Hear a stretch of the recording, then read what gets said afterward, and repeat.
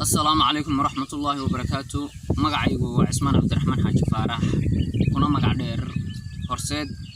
halkan waxaan jeclaystay inaan idin ka soo gudbiyo maanta maanta magaceeda la yiraahdo Ilwaad maansadan waxay soo baxday 13 bishii 2020 waana maansa sii qoyan waa maansa jacayl ah waa maansa silan sugan ah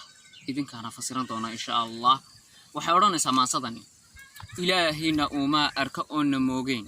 isaga adduunyada waxa aad misaarani u yihiin adoome aamina Ilwaad qurux asaraarka sheekada hadad ila ogsoonayn amaad ereygan leeyahay aqbalaad ka keenayn lama hadal adaahiya dhagax aamusaaye adiguna ayaan wacan awaarkaaga maan tegin ducanku awilaya ma anaa dantay gabay ma adaan dugsiga horin ahay urugadayday nafsigaan abhinaya inuu ka fogaade oo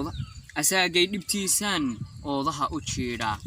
oof iguma reebo waa waxaan ku ababe intayda yaa baray almost ya abaartiya anigana idhigay teer ajashayda eebaa inay sii ahaatana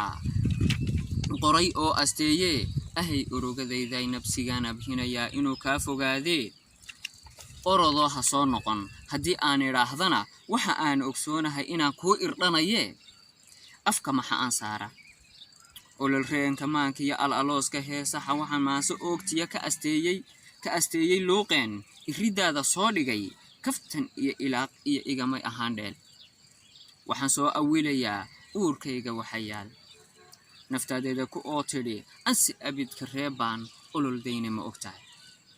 sida ay rageelo ilmihii ka lumaybaan afka hawdu saare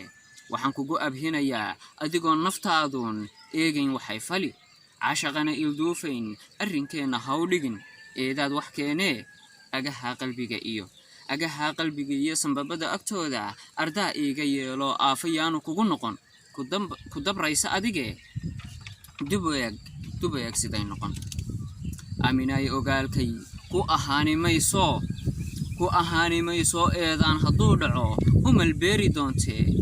ifka laguma waaro iidaanka noloshiya irsiq lama dhammaystee usha haygu jiidine iisoo dhawoowo inaabtoy waxay la qabo ama arami iiloog axdi maadan dhiganine waxaan ubuucda maansada arrinka u furfurayaa intuu geed engegila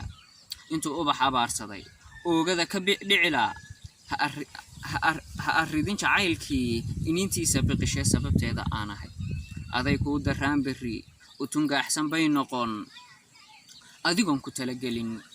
sadambaad ilmayno abshirtaan ku leeyahay ana beeri doonte ahay urugadayday nafsigaan abhinayaa inuu kaa fogaadee ishan libiqsanaysaan axankeeda dhigayaa